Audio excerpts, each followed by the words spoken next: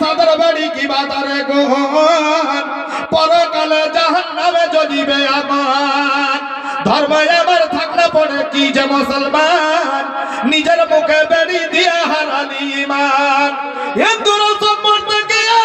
মুখে দেয় আগুন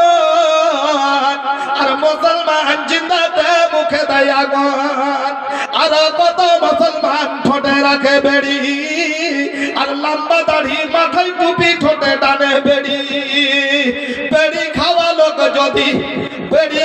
লোক যদি মহাজ্ঞানী হয় পাইলে বেড়ির কত সব ভুলে যায় ভাত খায়া বেড়ি নিয়ে বসে আছে ঘরে